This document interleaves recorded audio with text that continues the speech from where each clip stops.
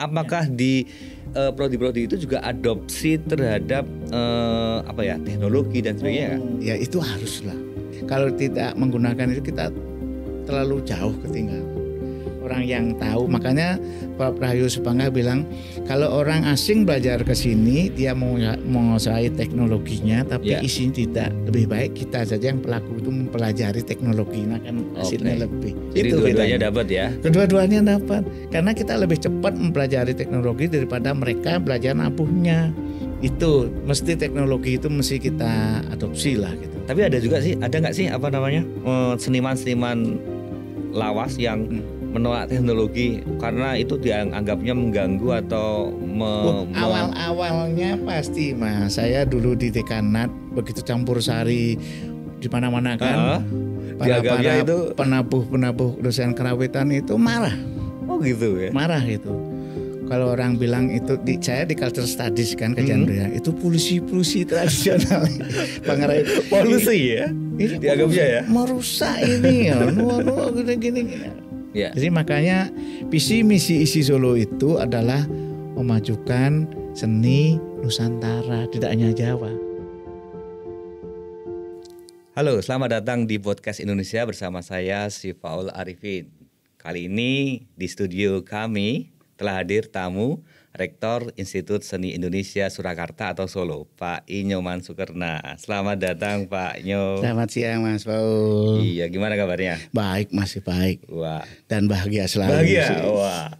Ini kehormatan bagi kami. Jadi biasanya saya mandu podcast itu tentang politik, tapi kok ini tamunya dari akademisi. Jarang-jarang loh. Seni lagi. Seni, wah. Karena politik membuat kekacauan, seni itu yang menyatukan Mas. Jangan lupa itu. Jadi ya, kayaknya itu pendapatnya dari siapa yang bilang gitu biasanya? Novelis itu ya. Iya, adalah tokoh seni yang akan menghaluskan, akan menyucikan gitu ya. Betul. Oke. Katanya tapi. Oh gitu. Pak Nyo ini asli Bali ya Pak ya? Saya dilahir di Denpasar Mas. Denpasar. Sejak kecil sampai menengah?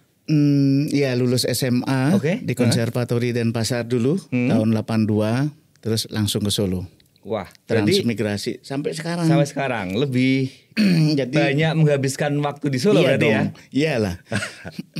Pak, kalau menurut Anda ayam betutu sama pecel Solo atau pecel Madiun gitu atau apa namanya? Atau gudeg Jogja gitu. Gudeg Solo enak mana, Pak? Kalau saya sekarang semuanya enak. Oh, enak. Jadi kayaknya udah jadi orang Solo ya. Sudah. Di Solo ya, orang Bali ya, orang Solo ya gitu. Kadang-kadang Pak Sukir gitu. Oh, gitu. Orang Solo kan Sukir kan. Sukir. Wah, di Bali bukan Kerno Sukerna ini, ya. Gitu, orang Bali nih Kerno ini, kalau Sukir itu Solo ini. Iya. Ini gimana nih? Sekarang isi Solo kayaknya semakin ke depan. Jadi sebagai kampus seni, kayak tidak hanya sebagai lembaga pendidikan, tapi juga banyak menghasilkan para seniman-seniman top ini ya. Ya itu harapan kita kan gitu Mas. Jadi perguruan tinggi, apalagi PTN kan negeri kan milik bangsa, milik negara, itu harus berperan di negara ini gitu. Jadi unsur bisnisnya nomor sekian gitu kan. Yang beda dengan PTS swasta gitu. Kalau tidak tanpa dana nggak jalan. Kalau ini kan subsidi. Anda jadi rektor sudah berapa lama Pak? Ya baru 3 tahun lebih. Nanti 5 Oktober ganti Mas. Gantian. Oke. Gak usah lama-lama jadi rektor itu. Jadi Anda berasal dari prodi pertunjukan? Saya di Karawitan. Karawitan. Nah, jadi penabuh. Penabuh lah. Itu sejak kecil dari penabuh? Mungkin sebelum lahir sudah. Memang dari keluarga? Iya. DNA-nya adalah penabuh? Iya, bapak dulu, ayah saya PNS kecil gitu. PNS petani juga, tapi seorang pengerawit di kampung di Bali dulu gitu. Karena keperluan upacara gitu kan di desa, di kampung. Saya menuruni itu. Jadi di darahnya ada gitu. Kalau boleh saya cerita, waktu kecil itu digendong bapak saya ngiringi pertunjukan wayang gitu, duduknya itu di pangkuannya. Jangan-jangan pada waktu Anda di kandungan, ibu juga sama? Makanya saya bilang mungkin sebelum lahir sudah gitu. Begitu ajak pulang, ya, tidur bangun nangis kesana lagi gitu. Mungkin itu jodohnya. Tidurnya bersama peralatan musik ya? Sama gamelan, sama wayang itu dari kecil itu Mas gitu. Sampai sekarang. Dan di sekolah menengah khusus untuk konservatori Denpasar saat itu. Konservatori. 82 lulus kok rasanya kok bosen gitu loh. Nabuh Bali gitu. Sebenarnya kan banyak ensemble di Bali itu. Tidak di Jawa itu tidak banyak Mas. Kalau di Bali itu 30 ensemble ada di sana dengan masa-masanya yang kuno. Bisa dihitung, paling gamelan ageng diisi itu ada gamelan pakurmatan keraton kan, ada sekaten, monggang, kerobalen, kodok ngorek, hanya itu. Tidak banyak. Terus di split lagi jadi cokean, siteran. Itu kan bagian dari itu. Gendingnya sama. Kalau di Bali kan enggak. Masing-masing ensemble itu 30 itu materinya atau repertuarnya beda. Dan saya sudah sejak di SMK itu sudah ke Sulawesi, kemana-mana sudah pentas.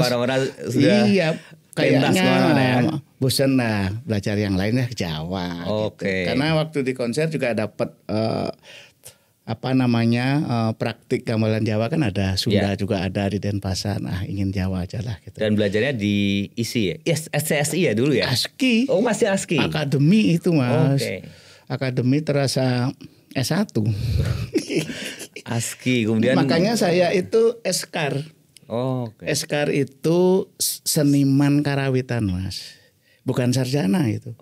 Karena itu akademik kan. ASKI itu Akademi Seni Karawitan Indonesia di Surakarta, Akademi Seni Tari di Yogyakarta, 2 itu. Kalau yang S1 apa sekarang? Eskar juga? Kalau yang satu udah SSN, sarjana seni, sarjana seni gitu. Nah itu bukan sarjana, seniman itu. Eskar itu seniman karawitan. Saya baru tahu. Iya. Yang saya tahu Eskar itu ya sarjana karawitan gitu. Karena ada beberapa orang di Solo itu kan Eskar. Karena karawitan itu kan lembaganya ASKI, Akademi Seni Karawitan. Nah, kalau di isi Jogja sekarang dulu ASTI Akademi, dia SST Seniman Tari. Gitu.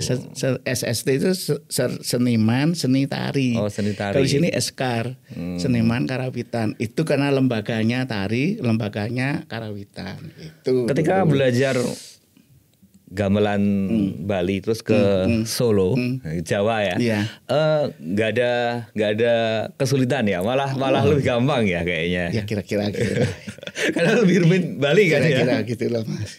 Kira-kira karena QQ di antara pemain gamelan tradisi itu saya sudah pegang duluan. Sebelum masuk di konservatori, secara keterampilan tangan saya sudah jalan lah, walaupun masih dasar-dasar gitu. Tapi ketika kita udah di depan gamelan, Anda nggak kagok ini harus Jawa atau Bali? Tinggal dengar aja yang mana. Kita kan belajar lagi penyesuaian. Ini rasa Bali, kalau saya ngender Jawa itu masih Bali tuh nyo teman-teman. Gitu. Iya. Masih di Bali kalau saya ngomong ini orang Solo ini mesti gitu. Sudah mendua itu. Nyoman tapi di Solo gitu. Solo ke uang Bali gitu ya.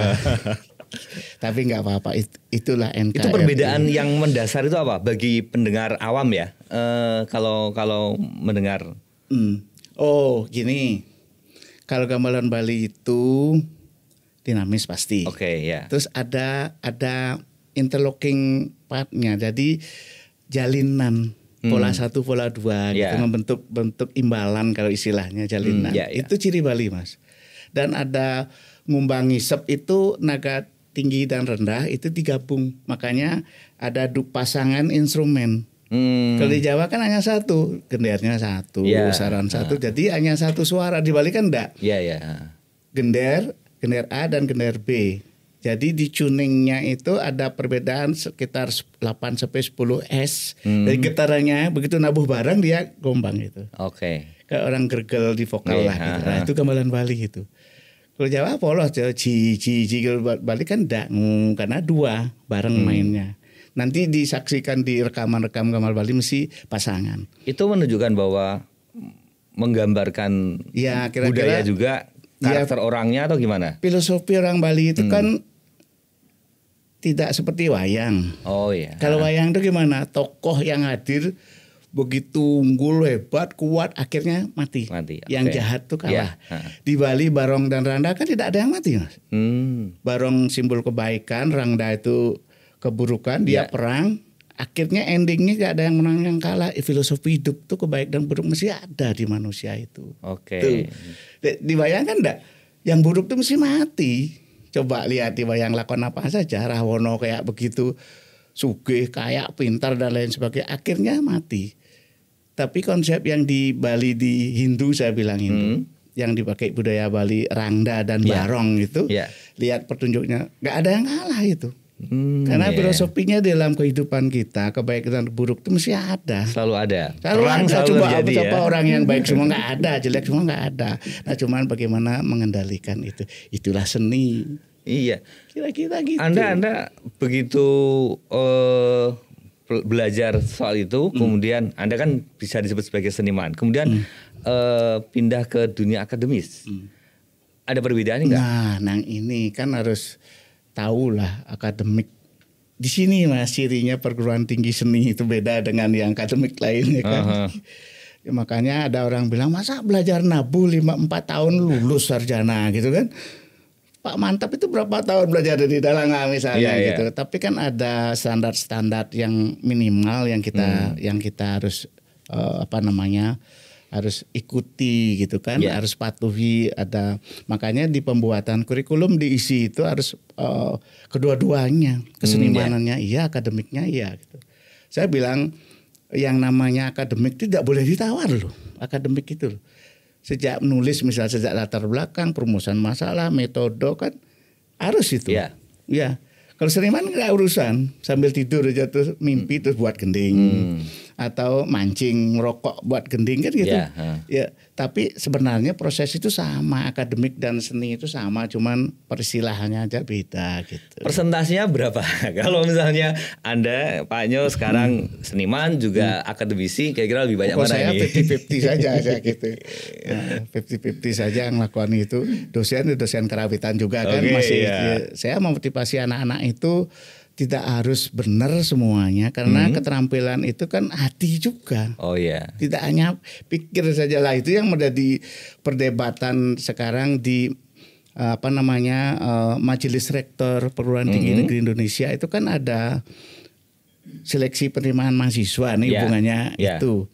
Kok dokter itu harus gini itu atau gitu. Lah Cak Hasan, Nur Hasan profesor rektornya UNESA.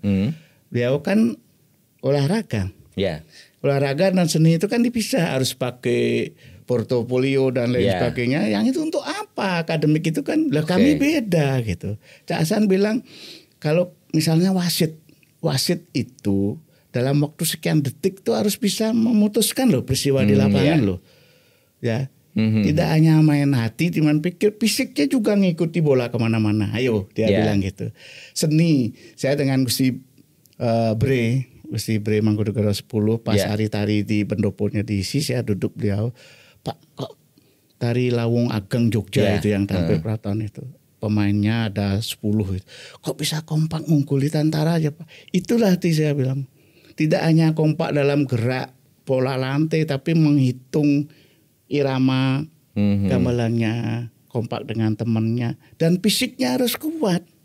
Mengingat gending, mengingat gerak berapa panjang, lebar dan lain sebagainya. Itu masuk apa itu kalau gitu?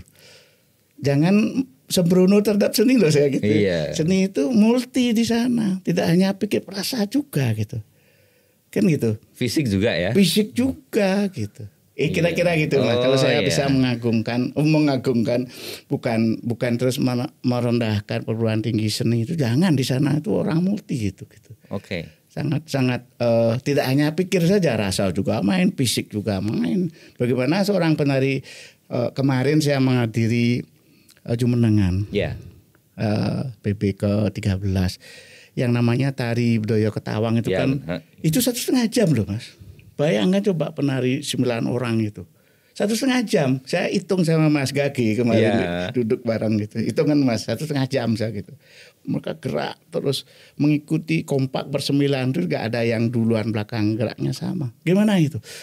Ngukurnya itu pakai apa kalau gitu-gitu seni itu? Di situ saya kagum. Itu yang effortnya luar biasa banget ya, tidak hanya pengetahuan tapi keterampilan. Saya bilang itu semuanya ya. Sebenarnya seni itu kalau orang seni sudah main hati dia kan beda. Iya. Beda ngomong tidak bunganya harus 15%, ini flat apa di bank itu kan. Seni nggak ada. 1 + 1 bisa 10. Bapak sama bapak ibunya bisa anak berapa gitu kan beda. Jadi ada punya ilustrasi dan punya itulah kreatif di sana. Oke, kalau pengalaman Pak Nyo ketika menjadi penabuh sudah sejauh mana Pak? Dulu terutama waktu sering pentas ya. Oh ya, kecil-kecilan gitu ya. Iya. Iya, kemarin di Maret tahun yang lalu sudah ke Paris dengan Mas Garin bawa Setan Jawa. Ya beberapa negara nggak saya hitung gitu kan, bonus piknik gratis. Sebagai penabuh. Penabuh. Walaupun rektornya tetap penabuh ya. Saja. Karena DNA-nya adalah penabuh. Saya tetap izin ke menteri kan. Masa rektornya bolos gitu. Tetap di sana Mas. Tetap. Apa yang menarik Pak? Dari misi-misi itu ada beberapa, terus sama yang Setan Jawa terakhir Mas Garin itu sejak di Australia terus ke Singapura, ke Belanda, ke Jerman, ke mana lagi? Paris, yang terakhir kemarin itu. Jadi memberi gambaran. Nah, suatu kebetulan filmnya itu kan black white, betul. Hitam putih kan. Itu yang menyebabkan orang-orang di sana itu senang melihatnya. Beda dengan yang biasa film-film yang dan membawa tema lakonnya itu pesugihan Jawa. Temanya Jawa. Apa itu namanya kandang bubrah kan, bagaimana seorang tokoh anak muda agar bisa mendapatkan calonnya itu dia mencari pesugihan dengan gini-gini. Temanya itu diangkat Mas Garin. Bagi mereka ya. Wah luar biasa. Saya mengartikan tidak usahlah korupsi dalam hidup itu, lakukan saja sesuai mekanisme prosedurnya. Itu kan gitu. Tidak diakui, tidak terima mertuanya karena dia anak kampung, anak itu dia mencari pesugihan jadi kaya, tapi begitu dia kaya dia dapat calon istrinya itu hidupnya sudah nggak enak Mas. Akhirnya berantakan semua, kandang bubrah kan ada di tema Jawa. Nah itu orang-orang senang banget nonton itu gitu. Ketika Anda nabuh itu ya, Anda harus memahami dan menjiwai ceritanya juga ya? Iya pasti ya. Prof Rahayu Sepanggah yang jadi komposernya kan sudah menyesuaikan dengan tema itu. Dan yang lebih menariknya lagi, setiap pentas di negara masing-masing itu kita berkolaborasi dengan orkestra. Dengan Singapura ya dengan orkestra Singapura, ke Paris kemarin. Jadi beradaptasi, kita mewakili musik tradisi Jawa Indonesia ketemu dengan modern itu senang juga Mas, asik juga. Mereka jadi kok bisa ya, kita juga gumun kok bisa. Jadi saling lah. Modern meet tradisional. Iya, bisa bareng gitu. Bisa bareng. Itu musik itu kan pakai kita kan enggak. Di dalam tempo Jawa, musik Jawa itu ada namanya loyo. Loyo itu laya, itu kan pengaturan tempo. Tempo yang bagus itu menurut senior-senior saya, detak jantung tekan gini mau naik kowe tadi pengendang seberapa ini. Itu yang dipakai. Ada mereka kan metronom mesel teng berapa tidak bisa dinyang. Kita lari agak cepat kalau santai kan gitu. Jadi toleransinya tinggi Mas kita. Jadi lebih dominan mana Pak? kalau misalnya tradisional meet modern gitu. Ya kalau kemanusiaannya tradisional kita. Itu kan terpancang itu. Gak bisa lewat, gak bisa maju mundur. Pasti itu. Metronom yang ngatur kecepatan sekian loh. Kita kan tidak. Suasananya apa ini gitu. Agak sedih itu.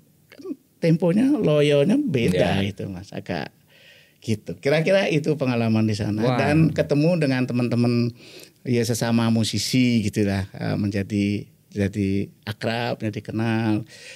Diperkenalkan juga tempat-tempat pertunjukan yang ada di negara masing-masing itu yang luar biasa. Kita jauh mungkin bisa tinggal tekan knob gitu, setitnya kursinya U apa V apa kan udah. Kita kan masih usung-usung banci.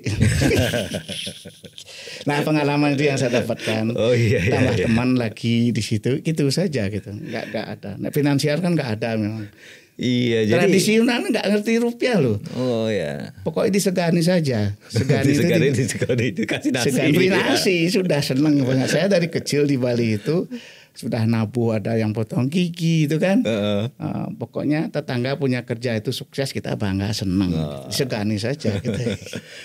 Jadi walaupun sebagai rektor tetap main itu ya. Jadi jiwanya di situ. Kesibukan birokrasi tidak mengekang. Justru ini Mas, kadang-kadang orang itu kan mempelajari manajemen dengan ilmu-ilmu manajemen yang ada di referensi kita lah yang buat itu yang sebut dengan PUAK, planning, organisasi gitu. Saya juga baca, tetapi jangan lupa di dalam orkestra musik tradisional kita Jawa itu ada manajemen di sana. Oh iya. Iya. Di situ saya jangan dianggap peristiwa Gamelan itu peristiwa hanya musik melulu untuk hiburan, tidak. Di sana itu kan banyak sebenarnya. Belajar di sana, belajar filosofi, belajar kepemimpinan, belajar adaptasi, musik itu kan banyak. Tidak ada orang istimewa di dalam Gamelan itu. Sekalipun pengendaliannya bagus, kalau tidak digongi oleh yang di belakang itu hasilnya nol. Orang maestro saya 82 sampai di Solo itu ikut siaran RRI, saya baru belajar awal gitu, sudah dengan Pak Marto Pengrawit, empumpu kita dulu gitu. Saya ikut dengan beliau. Orkes Barat apa mungkin orang belum belajar dengan, nggak bisa Mas. Kan bedanya itu kan sangat toleransi. Ya kena bisa nemu gini, pegang tabuhan risian itu, gitu kan. Tidak ada yang lebih pintar. Kira-kira seniman yang menjadi panutan atau menjadi guru, Paknya siapa Pak? Oh banyak sudah almarhum semua. Jadi kan saya tidak hanya mengikuti pola hidupnya saja, tapi cara berkeseniannya, menghargai orang. Nek ngajari itu ya sing dengan rasa. Banyak teman-teman yang ngajari, apalagi ngajari ibu-ibu PKK nabuh itu nek agak kenceng ya bubar semua. Kita kan bukan itu Mas ya.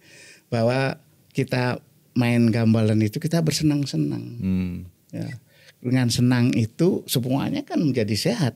Tapi yang paling membekas ilmu gamelannya. Yang di Jawa yang sering nanting saya dari kecil tuh Prof Rahayu Supangga almarhum itu kayak bapak saya jadi manten yang pasrah beliau juga. Gitu. Dan bapak saya sendiri karena dari awal almarhum juga mengajarkan. Saya SMP itu sekolah ekonomi loh Mas. Sudah hitung dagang, aljabar gitu kan dulu itu. Saya sudah menghitung itu sudah tidak ribuan lagi, sudah jutaan yang dihitung dalam buku itu gitu. Tapi loncat-loncat ya. Pulang sampai di rumah dari seni kemudian ke ekonomi kemudian ke konservatori ini. Pulang di rumah itu saya main gendar Bali. Oh ya masih ya. Ya itu lebih menarik ini gitu. Di sekolah ekonomi itu rapotnya masih merah banyak. Merah. Tapi pas kenaikan ya naik jadi 6 atau 7. Begitu pindah ke konservatori ranking 1 terus. Wah, nggak perlu belajar. Nggak perlu belajar. Kayak dulu SSI, sekolah tanpa sinawisa. Itu. Kalau isi apa ini? Kepanjangan plesetannya apa? Belum isi. Mungkin nanti saya punya pikiran isi university nanti Mas. Sekarang kan IPB University sudah. Iya. Institut Pertanian Bogor itu sudah IPB University kan. Nah, saya nanti mungkin kalau sudah ada perubahan Universitas Isi Solo nanti namanya. Wah. Iya. Berarti lebih luas lagi ya. Nah, kalau sudah universitas kan tidak hanya melulu tentang nabuh menari melukis saja gitu kan, terkait dengan misalnya kajian-kajian terkait karawitan di bidang saya itu. Karawitan ada kendang. Ya. Kendang kan secara estetika keterampilannya kan main kendang tapi kendangnya sendiri. Ya. Yang bagus itu bahannya dari apa? Kayu jenis apa? Ya, terus kulit apa itu kan tidak ada. Ya. Nah itu universitas itu nanti kan lintas ilmu itu nanti. Ya. Belum selesai itu. Oke. Kalau bicara soal ini kemodernan dan tradisional ya. Dulu isi atau STSI atau sebelumnya kan itu kan seni-seni tradisional. Betul. Tapi sekarang sudah banyak yang modern, ada film, ada DKV dan sebagainya. Ya, animasi juga ya. Perkembangannya semakin ke depan, semakin banyak prodi-prodi yang modern gitu ya. Betul. Saya kira kalau boleh saya cerita latar belakangnya ASKI dulu Mas. ASKI karena dulu ada yang namanya konservatori di Solo kan, di Kepatihan di sana, betul, di Bali juga ada, di Padang ada, di Bandung ada, di Makassar ada gitu, Surabaya ada. Nah lulusan itu kan tidak mau kemana. Gitu. Nah salah satu tokoh namanya GPH Joyokusumo itu putra dalam Pakubuwono ke-10 kalau saya nggak salah. Ya. Beliau itu lulusan Belanda hukum dan seniman mestinya. Beliau punya inisiatif untuk mengusulkan ke Jakarta Kementerian Perguruan Tinggi Seni. Nah ASKI itu beliau. Salah satu, makanya ketua ASKI pertama itu GBH Joyokusumo yang diberi nama Pendoponya isi sekarang. Nah itu tahun 64, 15 Juli itu. Untuk tujuan itu adalah pelestari, penjaga akhir gawang pelestari seni tradisi yang di Solo, yang di Jogja juga ada situ. Itu 64. Akhirnya di 1988 pindah status karena akademi itu terbatas kan, tahu lah gitu. Tapi ada kekhususannya karena saya dulu 166 SKS loh Mas, walaupun ASKI, ya makanya diakui lulusannya 3A kayak sarjana. Nah gitu. Nah tahun 88 pindah menjadi sekolah tinggi yang sekolah tanpa sinau iso itu. STSI. Sekolah tinggi sudah ganti. Jadi pimpinannya ya sudah kijang lah mobilnya gitu ya. Dulu kan gak ada itu sepeda motor itu. Prodi juga saat itu hanya 3. Karawitan, pedalangan, tari. Karena di Solo itu gitu. Kalau mayoritas di Jogja kan tarinya. Ada seni rupanya, ada musiknya dulu di Jogja itu. Nah 2006 Pak SBY naiklah menjadi institut. Ya sudah sedan dah boleh rektornya itu kan gitu. Tapi dengan isi itu fakultas sekarang. Kalau di SSI kan belum ada fakultas Mas. Pasca sudah, S2 sudah ada gitu. Sekarang sudah 1000-an S2-nya dan doktor kita sekarang sudah, ini ada ujian barusan 138 kalau saya nggak salah, doktor seni diisi. Nah dengan berubahnya status itu prodi juga nambah dan fakultas juga nambah. Saat 3 itu nambah jadi seni rupa, sekarang sudah ada 21 prodi. Plus S2, S3, 23 Mas sekarang. Nah plus tari seni tradisi itu kan ada di Fakultas Seni Pertunjukan, tari, pedalangan, karawitan tadi. Nah termasuk di Undang-Undang Pemajuan Budaya, Undang-Undang 5 tahun 2017 kan pelestari itu adalah pembinaan, pengembangan, pemanfaatan kan gitu.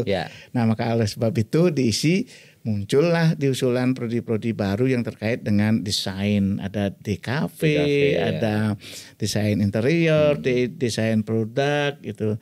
Plus juga film televisi. Itu sebenarnya di fakultasnya media rekam. Karena ada moratorium kan, titipkan dulu gitu, film televisi, terus fotografi gitu. Nah sekarang yang belum kayaknya media sosial ya. Belum, nah itu nanti. Nah, sudah ada animasi, dan yang terakhir itu destinasi pariwisata dan arsitek. Nah sudah tahun kemarin ini sudah menerima mahasiswa baru ini untuk arsiteknya. Jadi 23 sekarang. 23. Nah, keinginan teman-teman itu nanti karena sudah BLU sekarang kan, sudah Badan Layanan Umum, sudah fleksibilitas dalam pengelolaan keuangan dan pengelolaan kegiatan itu lebih fleksibel lah, lebih penatanya. Oleh sebab itu nanti daya tampung kita tambahkan, prodi kita tambahkan, ada perakiraan nanti 2028 itu mahasiswa kita sudah 8.000-an lah. 8.000. Sekarang baru 5.500 gitu. nambah daya tampung, nambah. Saya dulu kan dari UNS seringkali ketemu dengan mahasiswa ISI ya. Biasanya mahasiswa ISI itu kalau di jalan di Kentingan itu bawanya apa namanya?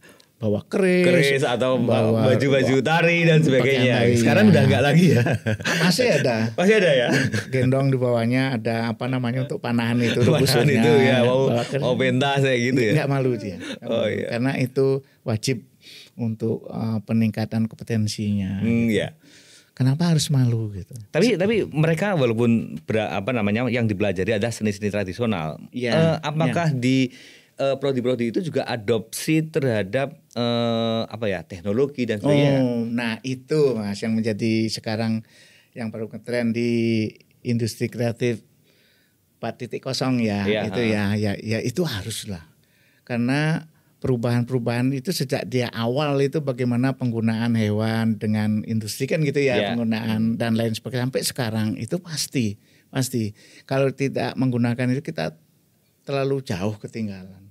Misalnya wayang ya. Wayang yang misalnya wayang diadopsi? itu sekarang wayangnya kita masih menggunakan tapi lightingnya, soundnya gitu kan sangat bagus. Apalagi wayang yang mempunyai layar lebar ada namanya Sandosa di ISI punya itu. Itu kan sangat bisa perang itu di background di belakang menggunakan LCD ya. Ada LCD ya. Iya, sekarang AI aja bisa gitu. Perang di sini Rama dengan Rahwana di Ramayana belakangnya buat perang apa itu sudah mesin semua. Gitu kan? Itu di wayang ya. Itu wayang. Karawitan gimana? Karawitan juga dengan sound dan lain sebagainya. Tapi saya bedakanlah ini tradisional yang gamelan yang kita manual dengan yang itu kan beda Mas. Iya. Saya mendengarkan Ladrang Wilujeng campur sari dengan yang gamelan kan beda walaupun sama gitu. Dia meniru-niru ini gitu namanya tiruan tetap. Mungkin orang umum pilih itu karena tidak usah pengrawitnya selawe orang dan lain sebagainya. Murah satu orang dul to on sudah Ladrang Wilujeng gitu kemanten. Tapi saya bisa beda itu. Beda. Tapi seniman tari misalnya atau seniman karawitan itu tidak terlalu khawatir dengan perkembangan teknologi itu ya. Eksistensi mereka tetap ada ya. Iya, karena itu kita beda. Ya, beda. Pada suatu saat apakah nanti tari Bedoyo Ketawang di Keraton Jumeneng itu akan pakai musik ya tidak lah gitu. Nah itu pelestarinya. Di pengembangan teman-teman yang lulusan karawitan ISI semua nyampur sari. Oh gitu ya. Iya nyampur sari dia lebih menguasai dengan teman-teman yang tidak dari ISI kan. Karena secara pengetahuan di tradisi pakemnya dia paham. Dapat, tapi kemudian yang dia tinggal belajar tekniknya saja gitu kan. Beda. Begitu juga disambung rapat film gitu, ngedit film gitu, ngedit musik gitu tetap beda Mas. Orang yang tahu, makanya Pak Rahayu Sepangga bilang kalau orang asing belajar ke sini dia menguasai teknologinya tapi isinya tidak. Lebih baik kita saja yang pelaku itu mempelajari teknologinya kan hasilnya lebih. Jadi itu dua-duanya dapat ya. Kedua-duanya dapat. Karena kita lebih cepat mempelajari teknologi daripada mereka belajar nabuhnya. Harus gini, gitu. Itu kira-kira itu. Tapi saya tetap mendukung teknologi masuk ke situ. Ada hal yang perlu kita gunakan. Tuning up misalnya melaras gambal kan sudah ada alat. Itu harus lebih praktis. Kuping ini seberapa lebih tepat. Diselaraskan itu tidak hanya menggunakan telinga tapi sudah pakai alat. Sudah ada alat sekarang itu mesti teknologi itu mesti kita adopsi lah gitu. Tapi ada nggak sih seniman-seniman lawas yang menolak teknologi karena itu dianggapnya mengganggu atau awal-awalnya pasti Mas. Saya dulu di dekanat begitu campur sari di mana-mana kan. Para itu penabuh dosen karawitan itu marah. Oh gitu ya. Marah itu. Kalau orang bilang itu saya di culture studies kan kajian itu polusi tradisional. Polusi ya. Ini dianggapnya ya. Merusak ini ya. Gini. kan teman-teman di campur sari itu mesti tidak paham secara detail kan. Ladrang lucong ya kok gini lah di sana kan ini gandul, ini nyeleh, ini kan ruwet itu. Bahasa emiknya orang itu kan punya Mas. Nah, campur sari nggak ngerti itu. Nah, ini marah, ini ngawur itu merusak. Itu terjadi di awal-awal campur sari mulai ramai itu ya? Ya, saya di rapat jurusan saya bilang nggak usah marah, biarkan. Nanti justru setelah mereka belajar nyanyi, belajar keyboard yang gamelan itu mereka akan ingin tahu yang benar kan. Akhirnya daya tampung karawitan itu saya di Dekanat Sari itu melonjak orang biasa Mas. Sekarang lagi 120 daya tampung karawitan. Penuh itu sisa itu. Jadi membatasi karena batas ruang dan lain sebagainya. Mereka juga seniman musik. Itu penyanyi campur sari. Iya, kan itu dampak kalau awal-awal dilarang itu jelas mereka tidak. Nah, saya punya pengalaman saya pribadi waktu kecil di Bali dulu. Di Balai Desa Balai Banjar itu kan gamelan tidak pernah dimasuk ruang dikunci Mas. Di ler. Jadi jam berapapun kita main angling dan lain sebagainya. Kalau patah gitu orang tua nggak apa-apa, teruskan nanti bisa ditandani kan. Itulah yang menyebabkan saya jadi orang pengrawit teman-teman itu jadi Mas. Daripada ini disimpan larang nanti rusak gitu, nggak jadi. Di Bali itu gitu. Jadi setiap orang Bali itu yang saya lihat sampai sekarang itu karena terbuka. Nah itu yang menyebabkan darah itu menjadi terbina karena kebiasa memainkan itu. Gitu. Sekarang dengan kalau sekarang masyarakat kita itu kan sangat senang ya dengan budaya populer kayak apa namanya campur sari udah jadi budaya populer seperti itu. Tetapi Paknya melihat bahwa itu masih selaras dengan kebudayaan Jawa yang gimana? Iya, kalau saya itu kan punya ruang sendiri-sendiri Mas. Gitu. Kalau anak muda kemarin budaya Ketawang saya lihat di sana ya semua buka HP dan nah itu kan kelihatan nggak berani merubah. Tapi yang digarap oleh isi senior saya yang dulu itu namanya budaya Lolo yang dari 50 menit menjadikan 10-8 itu diisi gitu. Ya tetap budayanya tapi sudah kemasan baru lah itu Mas kreatif inovatif itu di sana gitu. Ya, tidak main patok bangkrong lah karena budaya Ketawang kan itu simbol keraton ya nggak berani ngutik-ngutik. Saya juga matur Gusti break Gusti nanti materi-materi yang ada di Mangkunegaran saya mohon izin loh nanti tari karawitan pedalangan tapi yang non sakral. Yang sakral tidak diutak-atik. Tidak lah. Semoga silakan Pak malah si senang malah justru malah itu jadikan materi di prodi karawitan tari gitu. Itu Mas anunya. Jadi kalau saya penempatan jalur sendiri-sendiri saja gitu. Biarkan karena tidak semua orang jiwanya di klasik juga kan ada anak muda sudah nyampur sari. Saya juga sering walaupun elek we durung suaranya nyanyi juga campur sari gitu. Iya gitu. Kalau lulusan isi sendiri mereka kebanyakan bergerak di bidang industri kreatif ya. Sesuai dengan background. Kalau saya malah sebagian besar ke sana. Sebagian besar ya. Ya ada beberapa yang dari PNS, ASN di kedutaan besar juga banyak Mas teman-teman lulusan ada di Paris tuh ada di Malaysia ada di Melbourne New Zealand saya komunikasi teman-teman itu mereka jadi duta juga kan duta budaya Indonesia ya dan mereka menjadi mentor di sana gitu. Melatih orang-orang lokal kan sangat menarik itu dan bahkan dari mahasiswa orang-orang asing yang kuliah di sini kan juga banyak Mas.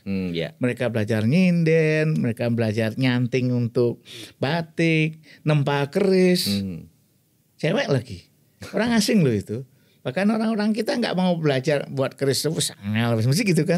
Justru orang asing malah banyak yang belajar. Nah kita harus mewarisi itu karena isi itu ada yang terakhir itu 2 program studi yang bersifat mandatori yang keris dan batik.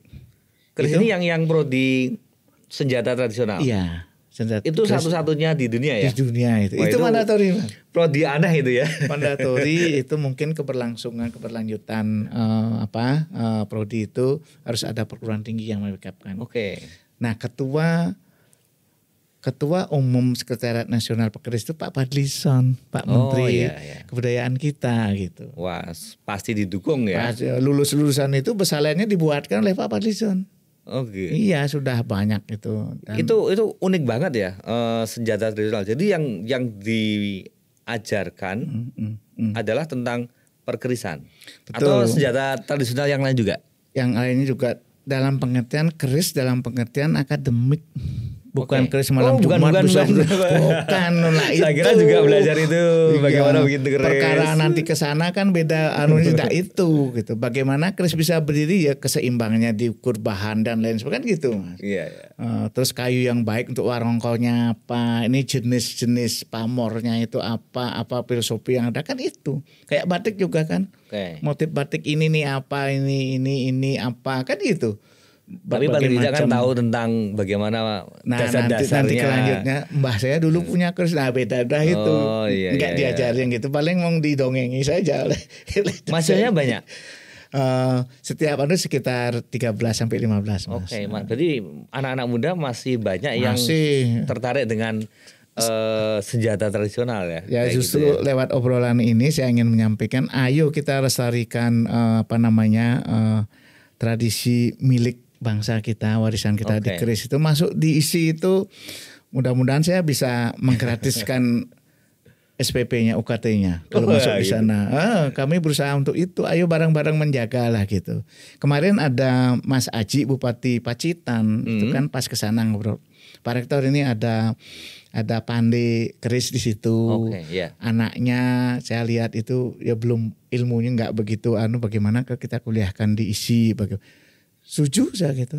Pak Putri biaya hidupnya nanti kami SPP-nya saya gitu. Saya carikan KIP kuliah itu. Nah, itu kan penting Mas. Mudah-mudahan nanti dia pulang sana dia mengembangnya, dia tahu persis pembuatan keris itu tidak kata bapaknya, kata kayak gitu. Wah, itu dapat dua-duanya, pengalaman, skillnya kemudian akademiknya juga menguasai ya. Karena ada hal-hal yang fenomenal yang tidak diketahui oleh anak-anak kita, generasi. Satu saat kemarin ada tugas akhir keris, prodi keris pamer Mas. Ini tugas akhirnya gitu, dipamerkan. Dilihat orang langsung dibeli 17,5 juta. Iya. Kelebihannya apa? Itu keris loh itu. Ya mahasiswa cantik, putri loh lagi yang buat. Ya kerisnya bagus standar. Langsung bayar 17,5 juta loh. Itu di prodi perkerisan. Senjata tradisional itu ada adopsi teknologi juga. Pakai. Pakai, tapi yang namanya pamor gitu tradisional beda. Pembuatan gamelan juga saya matur Mas Gibran saat beliau jadi wali kota. Kita kan dapat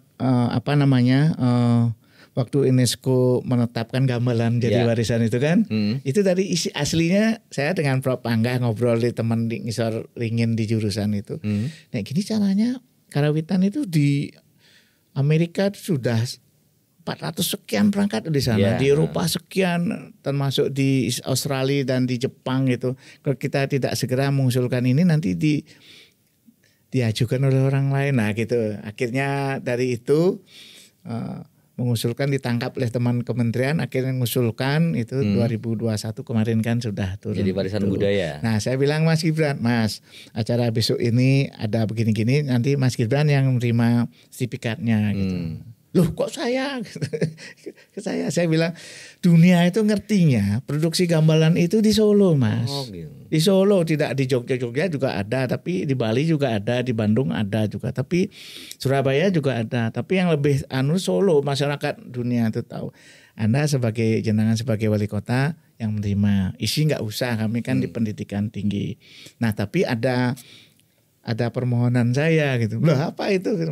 Gini, selama pandemi kemarin yang namanya Bukonang produksi gamelan itu kan sudah beralih ke kuliner Mas. Ya raw material bahan gamelan itu mahal, sudah tidak ada yang beli. Teman-teman di sana kan sudah nggak jelas lah hidupnya. Kalau mengandalkan komunitas itu kayak nggak bisa. Yang pasti itu diisi mestinya Mas gitu. Karena secara sumber daya pengetahuan kan ada itu. Tinggal besarannya belum ada. Tempat di Mojosongo kampus 2 kan masih jembar saya gitu. Nanti saya jadi workshop. Iya buat lab pembangun lah untuk produksi. Nanti saya namakan gedung itu Gibran. Ngakak dia. Itu. Jadi gamelan itu sudah begitu dengar festival gamelan internasional di Solo, wah semua datang Mas. Dari luar. Kalau itu. gamelan Bali produksinya di mana? Ada di Bali. Di Bali ada. Nah, di Kabupaten Kelungkung. Tapi gong instrumen gong itu yang bagus itu dari Solo. Karena pandai-pandai di sana yang membuat itu tidak seakurat yang di Besalen Bekonang loh. Oke. Iya, makanya ada Mas Poyo dulu ke sana bawa 20 gong itu. Pak Payu laris itu. Saya sering juga beli di kampung dia, tolong belikan, saya pesankan. Jadi gong Bali itu dari sini, dari Solo ya, lebih baik. dari Begonang ya. Teman-teman di sana lebih baik yang dari Solo dibuat sendiri. Di sana juga bisa, tapi lebih suaranya lebih bagus, lebih awet gitu. Menurut di situ. Gitu. Padahal di sini sudah turun ya pamornya ya. Misalnya daerah-daerah Sukoharjo itu kan sudah pengrajinnya sudah berkurang kayak gitu kan. Secara teknik yang lebih bagus di Solo, khusus gongnya loh. Karena kan ada yang lebar 80, apalagi yang 100 itu kan lebih sulit lagi buatnya gitu. Yang umum itu 75, 80 itu bisa di Bali bisa, tapi tidak sekualitas yang dari Solo katanya suaranya gitu. Iya. Dulu waktu saya pernah liputan soal pembuatan gamelan sudah industrinya udah pamornya udah turun. Anak-anak udah enggak. Iya, saya kenal dulu Mbah Reso Wiguno namanya di Bekonang itu kan beliau itu pembuat gamelan keraton dulu. Nah putra-putra beliau itu kan sebagian besar itu diisi, ada teman saya jadi dosen, anak-anaknya Pak Poyo, Pak Pono, Pak Pangyo itu sekarang beberapa sudah surut. Nah ini generasi ketiga ini nanti. Mesti secara keilmuan mesti berkurang itu Mas. Ya saya sering juga main ke situ gitu. Itu masalahnya, makanya kuliahlah diisi untuk pelestarian gitu loh. Karena di komunitasnya belum tentu urut yang diwariskan itu. Nah kalau diisi kan jadi mata kuliah organologi di Karawitan mesti ada, buat wayang, catur di pedalang mesti ada gitu kan.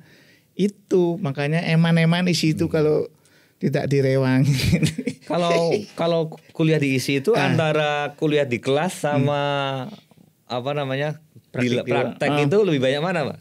Kalau saya yang di kelas itu yang bagus teori, ke sana kan ada teori. Ya. Teori juga ada. Orang nabuh itu tidak hanya langsung praktik, enggak ada teorinya juga bagaimana. Ngawur nanti ya kayak gitu ya. Ngawur nanti kayak campur sari tadi. Ada, apalagi gender itu yang agak rumit itu kan perlu teori dulu agar mereka, karena sulit itu Mas.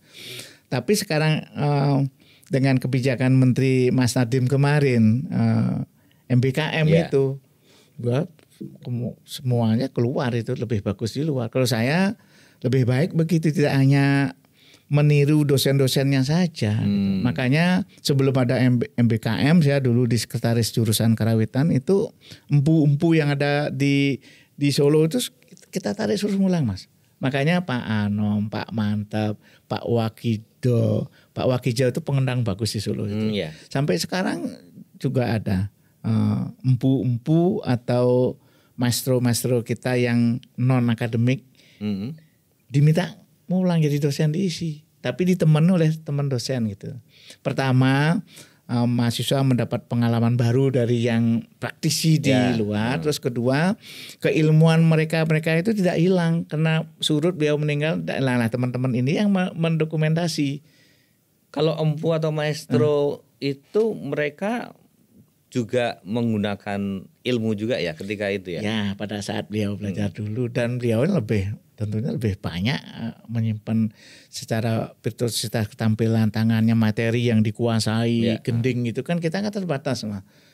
Mereka yang zaman-zaman dulu itu gending-gending itu masih ingat, kita nggak ada HP, nggak ada notasi, hilang. Seperti belajar Inggris kan gitu, sekarang pinter besok aja udah hilang gitu. Kalau empu-empu itu enggak, tahan banget itu. Dan ingat, saya kenal Pak Mloyo Widodo yang ratusan gending tahu, hafal. Makanya dulu kalau mahasiswa Karawitan di kelas saya itu mau tugas akhir gitu, beliau yang menjadi validatornya. Mbah kayak gini mah dicek. Ini salah, saya kudu mau harus nganu. Iya. Situ Mas. Nah ini praktisi mengajari di ASKI, SSI diisi itu sebelum MBKM-nya Nadiem sudah jalan. Udah jalan ya. Iya, nah itu gunanya itu memperkaya, melengkapi. Nek dosen kan terbatas, kayak saya jadi dosen kan seberapa guru. Nah ini gurunya diundang, ya pengendang bagus, dalang-dalang yang bagus, penari-penari keraton, penari Mangkunegaran ngajar diisi. Tapi kan dosen-dosennya praktisi seperti jenengan itu kan. Ya juga gitu kan, secara pengalaman lebih empu itu masih lebih anu lagi. Bahkan dulu tidak hanya di ASKI itu dulu ada namanya Pak siapa itu dari Banyumas, dari Bandung. Di sini Mas. Yeah. Jadi makanya visi misi ISI Solo itu adalah memajukan seni Nusantara, tidak hanya Jawa. Oh iya. Itu bedanya dengan Jogja, Bali, Bandung, isi-isi yang ada itu. Solo itu beda, makanya rektornya Nyoman. Teman saya ada Pak Cecep dari Bandung. Wah, jadi semua bisa masuk ya. Karena visinya Nusantara. Nusantara, jadi anak tari itu tidak hanya bisa gambyong dan dia juga bisa tari Balinya bagus, tari legongnya, jaipongannya baik karena dia dapat. Gandrung Banyuwangi bisa gitu. Ngelengger Banyumas bisa anak tari itu. Tapi berarti anak-anak isi atau seniman-seniman itu mereka harus punya energi yang kuat juga ya. Kayak misalnya jenengan berada di depan gamelan, paling lama berapa jam itu harus di depan situ? Lah kalau ngiringi wayang berapa yo? Paling lama ngiringi wayang loh. Dalang belum naik panggung aja kita sudah nguyu-nguyu dulu ayo. Iya. Sampai dalangnya nancep kayon, dalang pergi kita masih untuk endingnya kan masih bubaran gendingnya. Iya. Nah, kira-kira itu aja lebih lama daripada dalang ya. Paling gampang. Orang kan biasanya ya taunya dalang itu wah sampai berapa jam ya bertahan ya. Padahal ada di balik itu ada pengrawit dan sebagainya ya. Misalnya silo aja sekarang Mas, duduk silo itu kan sebenarnya posisi yoga yang bagus itu. Posisi kita apa betah silo itu suruh 5 menit mesti putar lagi. Karena tidak biasa. Jadi nabuh itu juga yoga. Bagian daripada keselarasan senimannya, nari juga, dalang juga. Orang nembang itu atur napas loh itu Mas. Iya. Orang nabuh itu konsentrasi fokus ke kemana tadi ketinggian berapa kan tidak. Ayo. Iya fokus itu. Bahkan begitu gamelan mulai orang jago ngomong-ngomong diam kan. Iya. Saya merasakan dari panggung gitu. Ini bagian dari yoga. Sebenarnya filosofi kehidupan, keselarasan di dalam diri manusia itu ada di seni itu sebenarnya. Ya coba saja dincamkan itu nanti. Oke, Pak Nyo, matur nuwun sekali. Terima kasih atas obrolannya yang menarik ini tentang dunia seni, isi dan sebagainya. Kayaknya ini sesuatu yang menarik, sesuatu yang baru, dan bagi sobat Solo Pos, ini sesuatu yang mencerahkan ya. Terima kasih sekali telah hadir dalam acara ini di studio kami di podcast Espos Indonesia. Semoga bermanfaat dan kita akan ketemu lagi di kesempatan pasti yang berbeda. Saya tunggu nanti kapan diundang Solo Pos lagi ngobrol. Tapi kalau bisa sambil main dong, Mas. Oh iya boleh. Nek sambil main jangan di studio sini, kampus saja. Gitu. Kayaknya sambil main ngobrol. Atau pas saya pentas nanti. Oke. Bisa menarik itu. Ya, siapa tahu nanti pengukuhan saya tak main gitu. Iya. Oke, terima kasih Pak Nyo. Demikian Sobat Espos, perbincangan saya dengan Pak Nyoman Sukerna yang banyak membahas soal seni lah ya. Semoga bermanfaat dan saya Siwola Arifin undur diri. Kita akan ketemu lagi dalam topik yang berbeda dengan tamu yang berbeda pula. Selamat siang.